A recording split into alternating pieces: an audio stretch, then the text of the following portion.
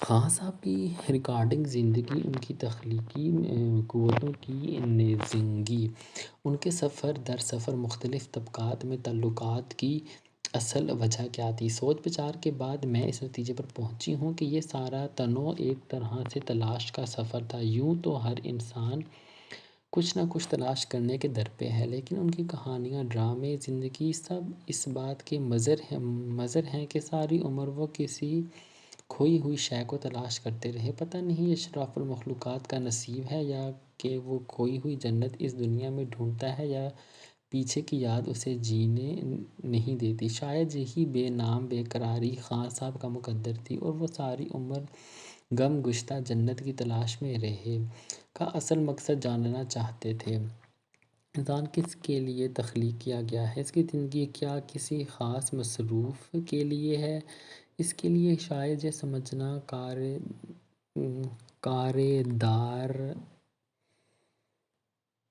کارِدارد تھا کہ مادی زندگی کا حصول اور روحانی سفر میں مطابقت کیسے کی جائے۔ ایسے فارمولے کی تلاش میں تھے کہ جس کی مدد سے وہ زندگی کی ٹرین کو ان دونوں پٹریوں پر توازن کے ساتھ چلا سکیں۔ جو لوگ ان کی کہانیوں سے واقف ہیں وہ جانتے ہیں کہ ان کی پہلی کہانیوں میں رنگ رلیاں تلاش مظہر ہیں، اور آخر میں من چلے کا سودا زاویہ سبحانہ افسانے میں بدل گئی۔ بہرکیف ذاتی زندگی میں جب جہلم، پنڈی، اسلام آباد، تراڑ کھیل کے چھوٹے چھوٹے سفر ناکافی ثابت اور ان کے اندر کی کیفیات یا تضاد کسی طور پر حل نہ ہوا تو انہوں نے ایک لمبی اڑان کی تھائی زوبی ریڈیو روم سے کر چکے تھے۔ سید عابد علی عابد نے خاں صاحب کو چھٹی دے دی۔ ISMEO سے پیٹر سا نتیزی کا اپائنٹمنٹ لیٹر آ گیا۔ سب قوائف پورے ہوئے۔ شفقت کا مجھ سے بڑا دوستانہ تھا۔ وہ میرے پاس 24S کینال پارک آتی رہتی تھی۔ کالج کی مشترکہ ہمارا کافی وقت لے لیتی۔ شفقت میں عجیب خود اعتمادی تھی۔ انارکلی کے باہر وہ کسی چوبارے میں رہتی تھی۔ میرے یہ عالم تھا کہ کبھی اس کے گھر اکیلی نہ جا سکی۔ وہ تھی کہ اگر چاند کے سفر پر بھی اسے جانا ہوتا اور پیراشوٹ سے چھلانگ لگانی ہوتی تو وہ لمحے بھر کو نہ سوچتی۔ زوبی جب اٹلی جانے والے تھے تو خاں صاحب زوبی کو میرے پاس ایک بار لے آئے، پھر خاں صاحب بھاگنے کے لیے اشارہ ہی کافی تھا۔ وہ زوبی صاحب کو روم کے لیے الوداع کہنے کراچی تک گئے۔ حسن اتفاق سے زندگی میں جو سب سے لمبا خط ملا وہ کراچی ہی سے لکھا گیا تھا۔ آپ اندازہ لگا لیجیے کیسے اشفاق صاحب وقت کو ساکت کرنے کا فن جانتے تھے۔ سمندر کی متلاطم دیکھتے ہوئے ساحلی ریت کو کاغذ پر سے جھاڑتے ہوئے اس خط کو پوسٹ کرتے وقت پتہ نہیں انہوں نے کتنی بار کمپوز کروں یا پھاڑ دوں۔ پھر وقت گزر گیا۔ زوبی اپنا وقت پورا کر کے لوٹ آیا تو اشفاق صاحب بھی ایک اور نتیجے پر پہنچ گئے تھے، اور علم ہوا تھا کہ چھوٹے چھوٹے رابطے اور چھوٹے چھوٹے سفر سب بیکار ہیں۔ ایک مزنگ روڈ سے 24 کینال کی گردش بے ثمر۔ دیال سنگھ کالج کی پروفیسر نے انہیں ایک منظور نظر قسم کی لڑکیوں سے ضرور متعارف کر دیا تھا، لیکن یہ بے سود ان کا وقت ضائع کر رہی تھیں۔ وہ کسی ایک سڑک پر کسی ایک مسلک کے ساتھ کسی ایک مصروف ہو کر وقت گزارنا چاہتے تھے۔ اس لیے انہوں نے ایک لمبی اڑان کا سوچا۔ 1952 میں انہوں نے روم ہجرت کرنے کی ٹھانی۔ ان دوست زوبی روم ریڈیو پروگرام کر رہے تھے۔ ان کی واپسی پر یہ جگہ خالی تھی، اور خاں صاحب کو قومی امید تھی کہ انہیں اپائنٹمنٹ پر اردو سروس کی نوکری مل جائے گی۔ اس وقت وہ دیال سنگھ کالج میں پروفیسر تھے۔ سید عابد علی عابد ان دنوں پرنسپل تھے، اور وہ سید عابد علی عابد کے پاس پہنچے۔ کیوں بھائی چھٹی کیوں چاہتے ہو؟ مجھے روم جانا ہے۔ بھائی احمق نہ بنو، کیا وہاں سے نوکری کنفرم ہو جاتی ہے؟ جی دیکھیے یہ پیٹر سانتھریلی کا خط ہے۔ اکتوبر کا مہینہ تھا، نہ سردی تھی نہ گرمی۔ میں اگر اس کے لیے افسردہ اور اداس تھی تو مجھے اتنی خوشی ضرور حاصل تھی کہ وہاں صاحب بالآخر مجھے چھوڑنے پر پوری طرح کاربند ہو چکے تھے۔ بالآخر کسی سے مشورہ کیے بغیر کسی اظہار میں جائے بنا انہوں نے ایک مثبت فیصلہ تو کر لیا۔ ریزی نے فیصلہ کیا کہ وہ شکو کو ملتان تک خدا حافظ کہنے جائے گا اور ملتان کے اسٹیشن پر اتر کر امی کے پاس چلا جائے گا۔ ریزی، لالو اور میں رات کے وقت میاں میٹر کے اسٹیشن پر پہنچے۔ یہ ان دنوں ایک بہت معمولی سا پلیٹ فارم تھا۔ ابھی مسافروں کے لیے 2-3 پنچیاں پڑی تھیں۔ ہم اندر پہنچے، گاڑی بر وقت آئی۔ چونکہ یہاں گاڑی کا قیام کم ہوتا تھا، اس لیے جھپاک سے ریزی سوار ہو گیا۔ امی جی اپنے بیٹے شکو کو کراچی تک چھوڑنے جا رہی تھیں۔ شاید اماں نے سوچا تھا ہو کہ کہیں قدسیہ بھی ساتھ ہم سفر تو نہیں، پھر سر جھٹک کر اس خیال سے پیچھا پھیر لیا۔ خان صاحب نے منہ سے کچھ نہ کہا، الوداعی کلمات یا خدا حافظ کا والہانہ انداز بھی نہ اپنایا۔ لمحاتی قیام کے بعد کھڑکی میں ایک چہرہ نظر آیا، سفید ہاتھ اور بازو خدا حافظ کے انداز میں ہلے اور گاڑی چھک چھک کرتی پلیٹ فارم سے نکل گئی۔ رات کافی جا چکی تھی۔ میاں میر اسٹیشن سے کنال پارک اچھا خاصا فاصلہ ہے، لیکن تب خوف نامی چیز دلوں پر حکمران نہیں تھی۔ سڑکوں پر وارداتیں نہیں ہوتی تھیں، لڑکیاں بخوبی ٹمٹماتی روشنیوں میں آ جا سکتی تھیں، اور میں اور لالو آہستہ آہستہ کنال پارک کی طرف چلتے رہے۔ ڈراپ سین ہو گیا۔ میرے اندر نہ امید تھی نہ نا امیدی ہی، بس ایک کھوکھلا پن تھا جس میں بار بار گاڑی کی وصل بجتی تھی اور بجنے میں چلی جاتی تھی۔ ایک بہت بڑا باب ختم ہوا۔ 450 این سمن آباد۔ ہم بچوں کے ارادوں کی عموماً بڑوں کو خبر نہ ہوتی، اور جو ہی وہ کچھ ارادہ کر لیتے ہمارے منصوبے ریت کے ڈھیروں بن جاتے۔ عجیب اتفاق ہے، یا اب تک میری سمجھ سے بالاتر بات ہے کہ خالہ نے فیروز پور روڈ کی اقامت چھوڑ کر اپنا بستر اٹھایا اور 450 این سمن آباد میں ہمیں ساتھ لے کر چلی گئیں۔ ان کی دو بہین وجوہات یہ سمجھ میں آ سکتی ہیں کہ خالہ خوفزدہ تھیں کہ ہمارے ملنے والے، خاص کر تکو ڈیڈی جی اور ریزی، بڑی باقاعدگی سے اسکول کو اپنا ڈیرا بنائے ہوئے تھے۔ اس سے رنگ رنگ کی گوسپس چل نکلنے کا اندیشہ تھا۔ پھر ریزی کا لڑکیوں کے اسکول میں کھپنا مشکل تھا، وہ غریب جانے کس طرح سارا دن گزارتا تھا۔ یہ مشکل بھی لاعلاج تھی۔ خالہ جب 415 این میں شفٹ کر گئیں تو ان کی مروت سے بعید تھا کہ وہ ہمیں پیچھے چھوڑ جاتیں۔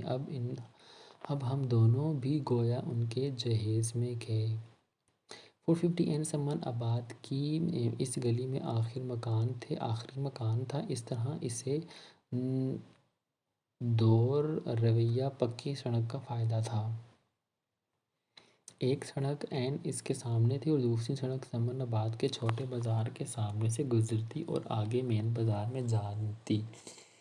اس گھر میں ایک بار پھر رونقیں ہو گئیں۔ مجھے ملنے ایک مزنگ روڈ والے کھلم کھلا وقت کی پابندی کو پس پشت ڈال کر آنے لگے۔ گورنمنٹ کالج سے ریزی کا دوست ریاض نہ جانے کہاں روپوش ہو گیا، وہ بھی اب بلا دھڑک آنے لگا، لیکن تبدیلی ہمارے تعاقب میں تھی۔ یکدم ہمارے ماموں فضل کے دونوں بچے سرفراز اور طلعت، جسے ہم سب کھٹو بلاتے تھے، لاہور خالہ کے پاس آ گئے۔ سرفراز ان دنوں ICS کی تیاری کے آخری مرحلے میں تھا اور اس کا لاہور میں رہنا ناگزیر تھا۔ طلعت اپنی MSc بائیولوجی کی تیاریاں کر رہی تھی۔ ان دونوں کے لیے تنہائی کی ضرورت تھی۔ سرفراز اس امتحان میں پاس ہو کر لاہور میں IG پولیس لگ گیا اور طلعت MSc کر کے پروڈکشن اور کوالٹی کنٹرول میں چلی گئی۔ سال بھر بعد جب سرفراز نے امیر محمد کالا باغ پر کیس بنا دیا تو ہر لینڈ لارڈ کی طرح امیر صاحب نے بہت بے عزتی کے ساتھ سرفراز کو پولیس سے ہی نکلوا دیا۔ اب سرفراز پر برے دنوں نے اور اتنی جدوجہد کے بعد ناکامی کے باعث وہ شدید ڈپریشن میں مبتلا ہو کر عین جوانی میں فوت ہو گیا۔ لیکن یہ بات کی باتیں تھیں۔ جب 450 میں میرے اور ریزی کی وجہ سے گہما گہمی تھی، اشتیاق کی پوسٹنگ باہر ہو چکی تھی۔ وہ جب بھی لاہور آتا ایک آدھ دن ہمارے پاس گزارتا، ایسے میں کبھی کبھی اسے رات پڑ جاتی اور وہ بھی ہمارے پاس ٹک جاتا۔ ان دنوں سامان آباد کے گھروں کی دیواریں اونچی نہ تھیں۔ مین بازار کی طرف جانے والی سڑک کی جانب ایک 3 فٹ اونچی دیوار ساتھ ساتھ بنی تھی۔ رات کو تکو ریزی کا زرد پاجامہ پہن لیتا جو اس کے گھٹنوں سے تھوڑا سا نیچے تک پہنچتا۔ ہم دونوں رات گئے تک اس دیوار پر بیٹھ کر باتیں کیا کرتے۔ تکو اپنے شکو بھائی کا دیوانہ تھا۔ اس کی غیر موجودگی میں گویا وہ مجھ پر اپنی تیزی نگاہ رکھتا۔ میں تکو پر اس لیے مہربان تھی کہ وہ مجھے ایک ملنگ روڈ کی طرح ایک کھپت راستہ لگتا تھا۔ لیکن پھر جب گٹو اور سرفراز آ گئے تو تکو بہت جلد گٹو کا دوست بن گیا، لیکن رات کی محفلیں برخاست ہو گئیں۔ پتہ نہیں امی خودداری تھی یا انہیں گٹو اور سرفراز کا خیال تھا۔ اب وہ ایک بار ملتان سے آئیں تو کچھ سوچ میں تھیں۔ اس لائن میں آگے چل کر ڈاکٹر سعید رہتے تھے۔ جب بھی ہمیں ضرورت پڑتی ہم ان کے گھر جا کر بلا تکلف فون استعمال کر لیتے۔ ایک معمولی سا تھینک یو اور بس۔ بہت بعد میں جب سعید صاحب کی دونوں بیٹیاں ٹیلی ویژن سے وابستہ ہو گئیں تو انہیں ٹاپ کی ایکٹریس بننے میں خان صاحب سے بہت مدد ملی۔ پتہ نہیں کون سا مہرہ کس وقت استعمال میں آتا ہے اور کس وقت اس کے ہاتھ پٹ جاتا ہے۔ یہی دعا رکھنی چاہیے کہ اے باری تعالیٰ تو اپنے مخلوق میں مجھ پر کسی آفت پر نہ نازل فرما اور مجھے کسی انسان کی بے عزتی کا باعث نہ بنا۔ اگر آپ اس دعا کو وتیرہ حیات بنا لیں تو آپ کو بہت جلد آپ کے ہاتھ اور زبان سے لوگ محفوظ رہنے لگیں گے، جو معاملات میں اسلام کا بنیادی حکم ہے۔ 60 فیز پور فیروز پور روڈ سے میں اور ریزی کچھ دیر کے لیے اپنی خالہ فیروزہ کے پاس 450 میں منتقل ہو گئے۔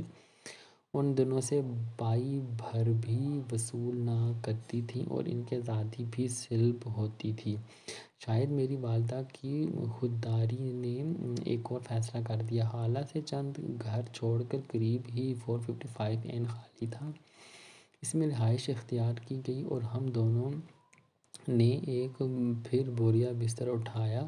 3 کمروں کا یہ گھر اور باورچی خانہ ہمارے لیے بہت بڑا تھا۔ چھوٹا سا برآمدہ، اس سے ملحق باورچی خانہ، سامنے سین اور لیٹرین بہت کافی تھے۔ اب اس گھر میں ایک نامور ادیب حمید رہتا ہے جس نے اپنے گھر ایک عجائب گھر میں بدل دیا ہے۔ کشمیری چائے، کچے نان اس گھر کا منہ ماتا ہے۔ حمید اور ان کی بیگم ریحانہ قمر بانو کہیں پڑھنے میں مشغول رہتے ہیں یا پھر تو ازاں کا ان کا اشعار ہے۔ خان صاحب اطالیہ جا چکے تھے۔ ہم دونوں نہ کام پر لگے تھے نہ قرینہ سے ہمیں زندگی بسر کرنے کا سلیقہ طریقہ آیا۔ ابھی زندگی کو بنانے کا ویسے بھی ہماری پوت کو خیال تک نہ آتا۔ ہم میں ڈسپلن اور استقامت کی کمی تھی۔ میں نے اپنے وقت کئی کا ایک راستہ نکالا، ایک موسیقی کا استاد رکھ لیا۔ مجھے ان دنوں گانے بجانے ناچنے کا شوق تھا۔ ماسٹر صاحب باقاعدگی کے ساتھ آنے لگے، میرا سارا وقت ان کی شاگردگی کی نذر ہونے لگا۔ اسی مصروفیت کے باعث ملازمہ کی تلاش ہوئی۔ اتفاقاً زینب اور لالو کہیں سے آ گئے اور باورچی خانہ سنبھال لیا۔ میں نے لکھنے کا شوق، ناچنے کی مصروفیت جاری رکھی۔ سارے گاما پاتے اور تھا تھیا ناچنے کا عمل جاری رہا تھا۔ ادھر ریزی بھائی بھی ہمیشہ کی طرح بیکار سڑکیں ناپنے کو بڑی مصروفیت سمجھتے تھے۔ دن گزرتے گئے، استاد جی آتے رہے، میں اپنے ناول پر کام کرتی رہی۔ ایک دن اچانک استاد صاحب سے کہنے لگے، بی بی ایک بات تم سے کہنی تھی۔ جی فرمائیے۔ بات یہ ہے کہ میں ادھر شاہی محلے میں بیویوں کو تعلیم دینے جاتا ہوں، وہ میری کبھی اتنی عزت نہیں کرتیں جتنی آپ نے کی۔ میں حیرانی سے ان کا منہ تکنے لگی۔ میرے نزدیک تو استاد کا مقام ہی ایسا تھا کہ ان کی عزت کی بغیر نہ جاتا۔ آپ کو شاید پتہ نہیں، نور جہاں بیگم کو بھی اس کے استاد کی دعا ہے کہ تیری ترقی کر رہی ہے۔ میں بھی آپ کو کہتی ہوں، اللہ آپ کو اقبال مند کرے، عروج حاصل ہو۔ میں نے منہ جھکا کر کچھ شکریہ کہنے کی کوشش کی۔ میری ایک فرمائش ہے۔ میں نے دل میں سوچا، اس تمہید کی اصل وجہ فرمائش تھی، اب رنگ لائی گلہری۔ بات یہ ہے کہ مجھے یہ سارا علم میرے استاد قدرپیا نے سکھایا ہے۔ جب آپ کسی مقام پر پہنچ جائیں تو ان کو فرما کر ان کا کلام ضرور چھاپ دیں، اسے ضائع نہیں ہونا چاہیے۔ ساتھ ہی انہوں نے مجھے قدرپیا کے کلام کے کاغذات روم سے 60 فیروز پور روڈ کا تعلق۔ ہمیں 14S کنال پارک کے مالک مکان نے پیغام بھجوایا کہ وہ سارا گھر استعمال میں لانا چاہتے ہیں، اس لیے گھر کو خالی کر دیا جائے۔ وہ ایک ایسا عہد تھا جب مالک مکان بھی دھونت سے گھر خالی نہ کرواتے تھے، نہ کسی قسم کی دیتے تھے۔ ہم نے شرمندہ اپنا سامان ریڑھیوں پر لادا اور 60 فیروز پور روڈ روانہ ہو گئے۔ ان دنوں سڑکوں اس طرح کے مال سے لدے ریڑھے عام نظر آتے تھے۔ یہ لڑکیوں کا اسکول تھا جس میں 10ویں تک تعلیم دی جاتی تھی۔ میری خالہ کے لیے ہمیں سٹاف اور لڑکیاں چھپا کر رکھنا بڑی بدنامی کا باعث ہو سکتا تھا۔ محکمہ ان کی انکوائری کر سکتا تھا، لیکن ابھی لہو سفید نہ ہوا تھا۔ ہمارے خالہ تھیں، اس لیے انہوں نے اپنی ساری شفقت مادری ہم پر مرکوز کر رکھی تھی۔ خالہ نے ہمیں اسکول کے بائیں ہاتھ یہی 2 چھوٹے چھوٹے کمرے رہنے کے لیے دیے، جن کے ساتھ غسل خانہ بھی تھا۔ اسکول کے پچھواڑے ایک گراؤنڈ تھی جس کی 4 دیواری کے ساتھ ساتھ درخت اگے ہوئے تھے، ساتھ ایک چھوٹا سا باورچی خانہ اور سرونٹ کوارٹر تھا جس میں ہماری نئی ملازمہ اور ان کی بیٹی خورشید نے قیام کیا۔ ہیڈ مسٹریس کی رہائش گاہ تھی۔ ہیڈ مسٹریس کے رہنے کے لیے 2 کمرے مختص تھے۔ یہ پاکستان کے ابتدائی ہیجانی سال تھے۔ اوپر سے ریزی بھائی کا مسئلہ گمبھیر تھا، بلکہ سارا مسئلہ ہی ان کا تھا۔ میں تو خالہ کے ساتھ کسی طرح کھپت سکتی تھی، لیکن ریزی کا رکھنا دشوار تھا۔ وہ پہلی گھنٹی بجنے اور لب پہ آتی ہے دعا کہنے سے بہت پہلے اسکول سے باہر نکل جاتا، پتہ نہیں کہاں کہاں سڑکیں ناپتے، نوکری تلاش کرتے یا کام کی کھوج لگاتے۔ اسکول اس وقت لوٹتے جب ساری بلڈنگ ویران ہو جاتی۔ کبھی باورچی خانے میں جا کر کھانا کھا لیتے، کبھی خورشید بڑے کھانا لگا کر کمروں میں لے آتی۔ اسکول میں شام کے وقت 10ویں کی خالی جماعت میں ہمارے ملنے والے آ جاتے۔ اب ایک مزنگ والوں کا خوف اور دھڑکا بہت کم ہو چکا تھا۔ خان صاحب روم سدھار چکے تھے، شادی کا سائن بند تھا۔ افتخار بھائی احمد خاں ہمارے پاس باقاعدگی سے آنے لگے تھے۔ یہ بھی ایک دوہری سچویشن تھی، جس قدر ایک مزنگ روڈ کر ملنے لگے تھے، اسی قدر تو عطر کے ساتھ روم سے خان صاحب کے خطوں نے میرے اندر دھوم مچا رکھی تھی۔ اسکول ختم ہوتا، میں اسکول کے باہر ٹنگے ہوئے پوسٹ باکس کی طرف لپکتی۔ بہت کم ایسا ہوا کہ مجھے خان صاحب کا خط نہ آیا ہو۔ اشتیاق سے ہماری دوستی 20-24 کنال پارک میں ہو چکی تھی۔ وہ ایک سپورٹس مین ہے۔ بیٹھ کر غیبت کرنا اور اسے ستانا ہونا اور کرنا اس کا محبوب مشغلہ کبھی بھی نہیں رہا۔ کنال پارک میں اس نے ہمیں خوب کرکٹ کھلائی اور کئی قسم کی لکن میٹی سمے سے بھی متعارف کرایا۔ اس کی پوسٹنگ لاہور سے باہر ہوئی تھی، لیکن جب بھی وہ اسکول میں ملنے شام کے وقت ضرور آتا۔ تکو کی محبت میں عجیب اپنائیت تھی۔ اسے دیکھ کر لگتا گویا ہم گڈھے پڑے بھلے ہیں۔ اس پر سکھوں سے میل ملاپ تھا۔ وہ بھابھی کے رشتے کو ماں، دوست، بہن اور آدھی گھر والی کے طور پر دیکھتا اور جانچتا اور پرکھتا۔ تکو بھی ریزی کی طرح شام یا گہری شام کے وقت آتا۔ وہ کبھی پچھلے کمروں میں نہ بیٹھتا، بلکہ 10ویں جماعت اسکول روم میں کرسی نکال کر ڈیسک پر کوہنیاں جما کر بیٹھ جاتا، کبھی کبھی چاک اٹھا کر ڈیسک پر ہی الٹی سیدھی تصویر بنانے لگتا، کھانے کے وقت پچھلے باورچی خانے میں یا اسی ڈیسک پر بیٹھ کر کھانا بھی کھا لیتا۔ اسکول میں تکو کی ملاقات محمودہ منظور سے ہوئی۔ محمودہ منظور جے پاس تھی اور ملتان میں میری والدہ کی تھی۔ وہ اول تو میری والدہ کو خوش کرنے کے لیے ان کا تعاقب کرتی رہی، لیکن پھر رفتہ رفتہ میری دوست بن گئی اور زیادہ کیف یک طرفہ تھی، کیونکہ اس میں محمودہ کی طرف سے بہت زیادہ جذبہ اور اظہار تھا۔ اس کے والد تو خیاط نہ تھے، اس کی والدہ باغبان پورہ میں رہتی تھی اور ایک اسکول چلاتی تھیں۔ مجھے اور ریزی کو کبھی ان کے گھر جانے کا اتفاق نہ ہوا۔ اسکول میں بیشتر وقت وہ ہمارے ساتھ رہتی، یہیں اس کی ملاقات تکو سے رہتی۔ محمودہ کا جسم بے حد متناسب تھا، لیکن شکل سادہ تھی۔ کبھی کبھی تکو اس کا مورال بلند کرنے کے لیے کہتا، بھائی آپ جیتے ورگا۔ اسی میں سلوگن نے محمودہ کا نام بسوں ڈال دیا۔ وہ بھی ہمارے ساتھ کرکٹ اور سمی کھیلنے لگی، اور اس جگہ سمی چل نہ سکی کیونکہ کمروں میں ڈیسک اور کرسیاں زیادہ تھیں، اس لیے کچھ دیر بعد ہی یہ کھیل چھوڑ دی گئی اور کرکٹ پر اکتفا کیا گیا۔ باقی مزنگ روڈ والے تو ابھی اسکول کی طرف رخ نہ کرتے تھے، لیکن تکو سے بھی زیادہ افتخار بھائی ہماری دلجوئی اور بیمار پرسی کے لیے اسکول کا رخ کرتے۔ وہ مجھ سے بہت کم بولتے تھے، لیکن میری خالہ ماسی جی، ماچھی جی اور ریزی ان سے ان کی گاڑی چنتی تھیں۔ وہ ماچھا کو اپنی کالی ماں کہہ کر بلاتے تھے۔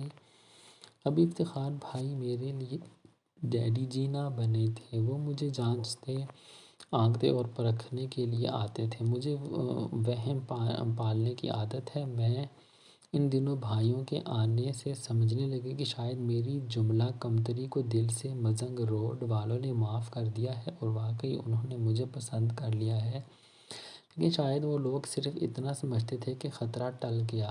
روم میں کوئی اطالوی لڑکی میم پسند آ جائے اور وہ خواہ مخواہ کی بدمزگی مول نہ لیں۔ ڈیڈی جی دل کے نرم انسان، دوست اور کامریڈ قسم کے شخص تھے۔ جب بابا جی کی وفات کے بعد کچھ عرصہ لیے انہوں نے پروفیسرین کا کام بھی سنبھالا، جہاں ان کا دفتر ان سیڑھیوں کے ساتھ تھا جو اوپر شکو جی کے چوبارے کو جاتی تھیں۔ جہاں ایک دفتر میں ان کی آدرشی گفتگو سے متاثر ہو کر لوگ ان کے پاس آنے لگے اور ان میں لیڈرشپ کی ابھرنے لگی، شاید لیڈرشپ کی خوبی جس کی وجہ سے وہ بعد میں میری اور خان صاحب کی شادی میں کود پڑے۔ شادی کی پاداش میں انہیں ایک مزنگ روڈ سے بابا جی نے نکال دیا تھا، لیکن یہ بہت بعد کی باتیں ہیں۔ ابھی 16 فیروز پور۔ ابھی تو میں آپ کو ان لوگوں سے متعارف کرانے کی کوشش کر رہی ہوں جو اسکول میں ہمارے بے سرو باوجود ہم سے جڑے رہے۔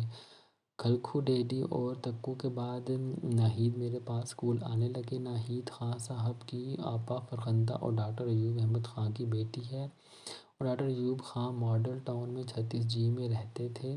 فرخندہ کو کم اور اماں جی سردار بیگم کو اپنی والدہ زیادہ سمجھتی تھیں۔ دن دن شکو جی مزنگ روڈ میں رہا کرتے تھے اور ناہید اپنے گھر ماڈل ٹاؤن میں رہنے کے بجائے مزنگ میں مقیم تھی، تو خان صاحب نے ناہید کو پڑھانے کی ناکام کوشش بھی کی تھی۔ ناہید پیدائشی آرٹسٹ تھی، وہ اپنے تصویروں میں رنگ بھرنے میں مشغول رہتی تھی۔ ابھی اس کا یہ جوہر آشکار نہ ہوا تھا کہ ایک سست الو جود آرٹسٹ کی اسے کبھی اس فکر نے نہ ستایا کہ اس کا مستقبل کیا ہوگا۔ اسی محنت، کوشش اور جدوجہد کے ساتھ کسی منزل کے لیے کوشاں ہوگا۔ جب 1950 میں ابھی روم صاحب روم نہ سدھارے تھے، ناہید بڑی سعادت مندی کے ساتھ کانوں دوپٹے سے ڈھانپ کتابیں ہاتھ میں لے کر اندر والی سیڑھیوں سے چڑھ کر خان صاحب کے پاس اوپر چوبارے پہنچتی۔ خان صاحب اسے پڑھاتے، وہ کبھی کوئی چیز نوٹ کرتی نہ دہراتی۔ دوسرے دن خان صاحب پوچھتے، ان سوالوں میں تمہیں حل کرنے کے لیے دیے تھے، وہ ہوم ورک کر لیا؟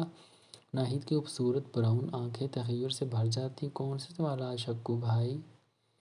اچھا وہ مضمون پڑھ لی جن پر میں نے نشان لگا کر دیا تھا؟ وہ مظلوم بن کر نظریں جھکا لیتی اور مری سی آواز میں کہتی، کون سے نشان شکو بھائی؟